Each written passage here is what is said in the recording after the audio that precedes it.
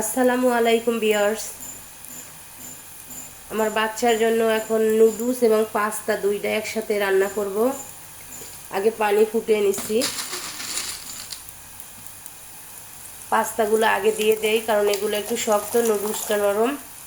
আগে আগে এটা সেদ্ধ হোক।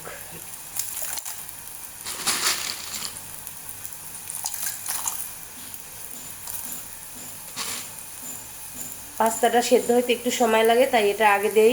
5 মিনিট পরে আমি এর সাথে নুডলসটা দিয়ে দিব।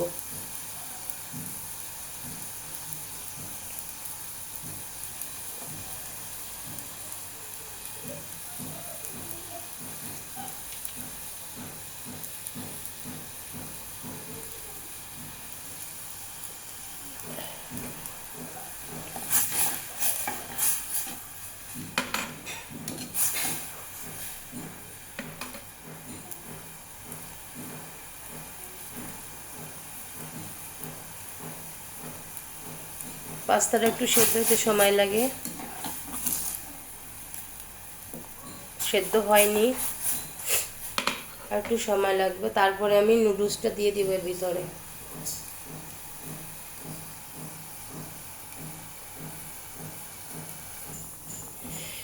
ভিউয়ার্স, পাস্তা প্রায় সেদ্ধ হয়ে আসছে। এখন নুডলসটা দিয়ে দিই ভিতরে গরম পানির মধ্যে।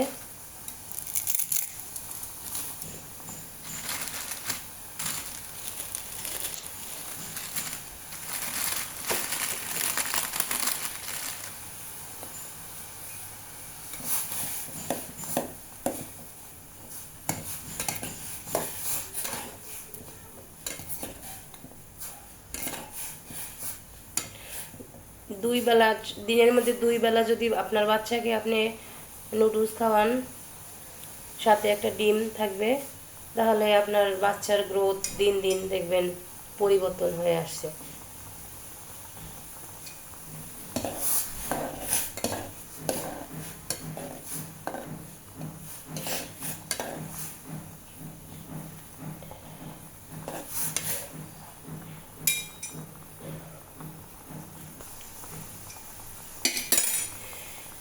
ভিউয়ার্স, আমি অল্প করে এই সেদ্ধ নুডলসের মধ্যে অল্প করে একটু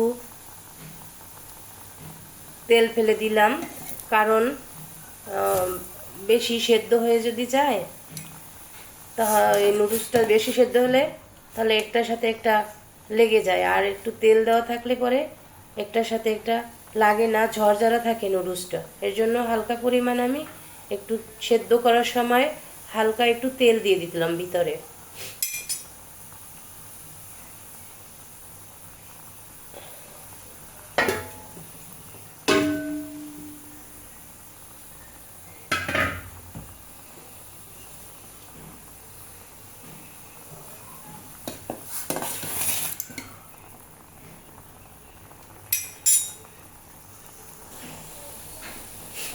ভিউয়ার্স, আমার নুডলস সেদ্ধ হয়ে গেছে, এখন ছেঁকে নিচ্ছি।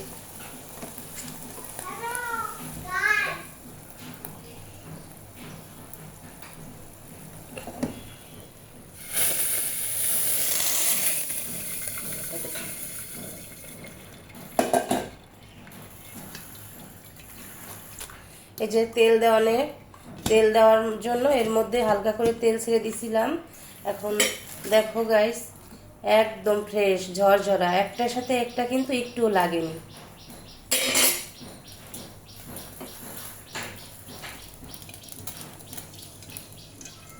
নুডলসটা রান্না করার জন্য আমি তেল দিয়ে দিলাম পাতিলে, চুলার আঁচ বাড়িয়ে দিলাম।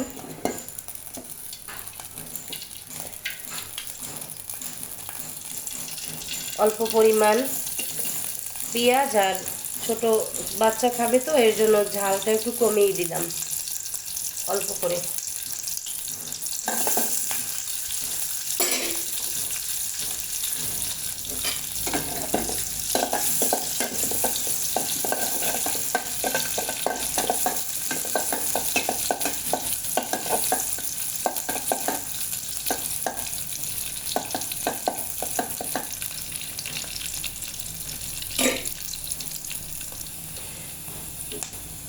ভিউয়ার্স, পেঁয়াজটা একটু হালকা ব্রাউন কালার হলে এর মধ্যে আমি নুডলস আগে দিয়ে দিব।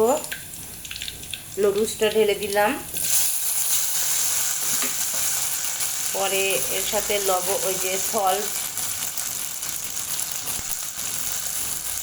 বাচ্চাদের জন্য সল্টটা অনেক ক্ষতিকর, তো না দেওয়াই বেটার। এরপরে দিয়ে দিলাম ডিম,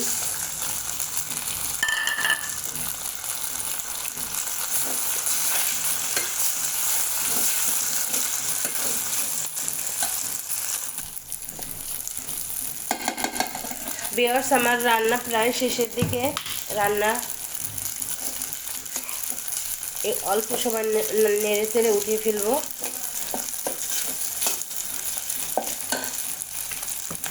আমি সাথে একটু ওই যে অল্প করে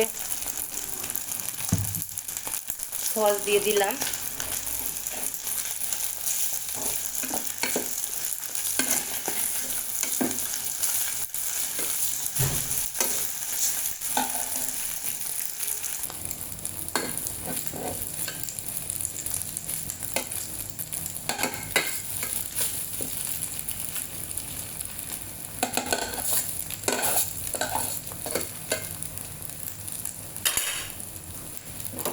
এবার চুল অফ করে দিলাম, নামিয়ে নিচ্ছি।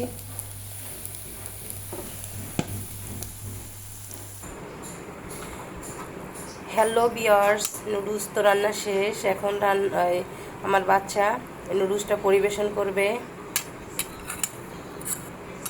তোমরা তোমাদের বাচ্চাকে এভাবে প্রতিদিন 2-3 বার ডিম দিয়ে খাওয়াবে, কারণ নুডলসেও থাকে পুষ্টি এবং সাথে তো ডিম আছে, ডিমেও তো বাচ্চার জন্য স্বাস্থ্য।